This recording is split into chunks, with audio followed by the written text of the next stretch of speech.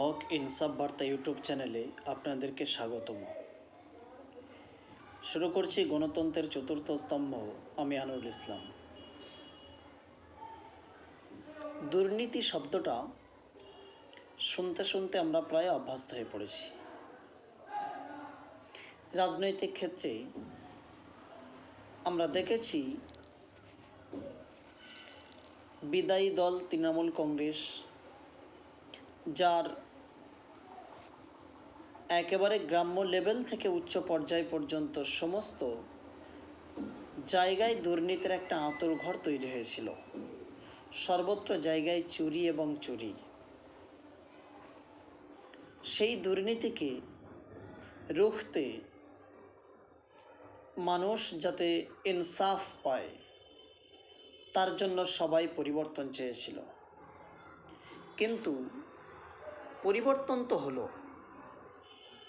কিন্তু এমন একটা পরিবর্তন যেটা অবিশ্বাস্য। এর আগে দুর্নীতি হয়েছিল কিসে? না, চাকরির ক্ষেত্রে লক্ষ লক্ষ টাকা ঘুষ নিয়ে তাদেরকে চাকরি দেওয়া হয়েছিল। কিন্তু আজ মানুষ পরিবর্তন চেয়েছে।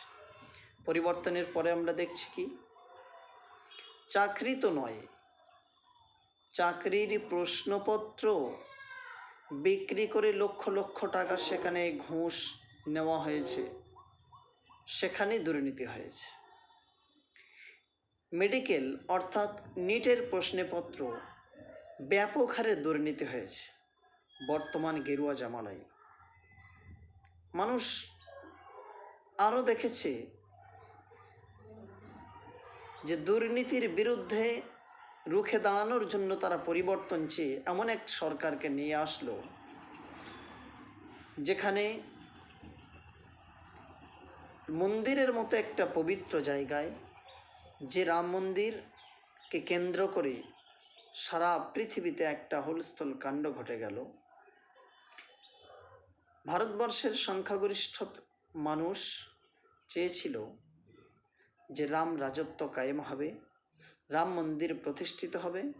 তাই তারা অন্যায়ভাবে মুসলিমদের ধর্মীয় পবিত্র মসজিদ, সেই বাবরের তৈরি পুরাতন প্রায় 400 বছরের পুরাতন সেই মসজিদটি ভেঙে ক্ষমতার বলে, শাসকের আইনের বলে সেই জায়গাটা দখল করে তারা মন্দির করেছিল। কারণ কি? সেই মন্দিরে তারা আরাধনা উপাসনা করবে। কিন্তু যে মন্দির পবিত্র জায়গা, যেখানে থেকে ঈশ্বরের নাম স্মরণ করা হয়, সেই জায়গায় দেখা গেল কি, সাধারণ হিন্দু ভাইদের বিশ্বাসের উপরে ভর করে, কেন্দ্র করে তাদের কাছ থেকে বিপুল পরিমাণ টাকা আত্মসাৎ করে ওই মন্দির কমিটির পক্ষ বা মন্দির কর্তৃপক্ষ তারা কোটি কোটি টাকা দুর্নীতি করেছে। তাহলে এটাই কি পরিবর্তন? এই পরিবর্তনের জন্যই কি সাধারণ হিন্দু ভাইরা তারা মুসলমানদের ধর্মীয় ভাবাবেগে আঘাত দিয়ে বাবরি মসজিদকে ভেঙে দিয়ে রাম মন্দির করেছিলেন? এই জন্যই কি রাম মন্দিরের প্রধান পুরোহিত, যিনি ধর্ষণ কাণ্ডের সঙ্গে জড়িত, এটাই কি পরিবর্তন? এছাড়াও যদি পরিলক্ষিত করা যায়, ভারতবর্ষের বুকে এমন হাজারো হাজারো মন্দির আছে যেখানে এইরকম দুর্নীতি সহ প্রত্যেকটা জায়গায় যদি এনআইএ কিংবা সিবিআই কিংবা সিআইডি তল্লাশি করা হয়, দেখা যাবে প্রতিটি জায়গা থেকে এরকম কোটি কোটি টাকার কেলেঙ্কারি ও দুর্নীতি গুপ্ত রয়েছে।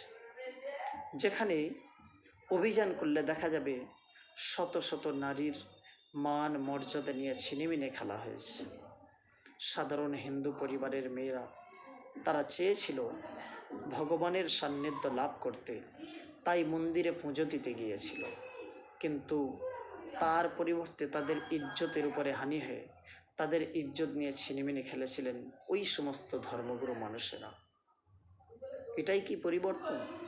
এই জন্যই কি হিন্দু সমাজের মানুষ তারা রাম মন্দির বানিয়েছিলেন?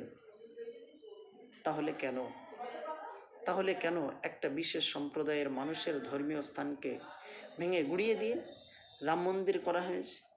যদি উপাসনালয়ের জন্য হয় তাহলে সেখানে তো উপাসনা করাই উচিত ছিল, কেন সেখানে এই দুর্নীতি? তাহলে কি প্রমাণিত হয় এর থেকে? সাধারণ হিন্দু ঘরের ভাই এবং বোনেরা তারা কি এটা মেনে নেবেন? যদি তারা এটা মেনে নেয় তাহলে তাদের পরিবর্তনের ইঙ্গিত কি বহন করে? কি ইঙ্গিত দেয় তাদের এই পরিবর্তন? নাকি ভারতবর্ষকে হিন্দুস্থান অর্থাৎ রাম রাজত্ব বানাতে? এটাই কি তারা চেয়েছিল? দেখা যাক, যে আশা নিয়ে তারা পরিবর্তন করেছিল সেই পরিবর্তন আগামীতে আরও কতদিন এগিয়ে যায় সেটাই দেখার বিষয়। দর্শক, আপনারা চোখ রাখুন। ভিডিওটি ভালো লাগলে লাইক, শেয়ার এবং সাবস্ক্রাইব করবেন।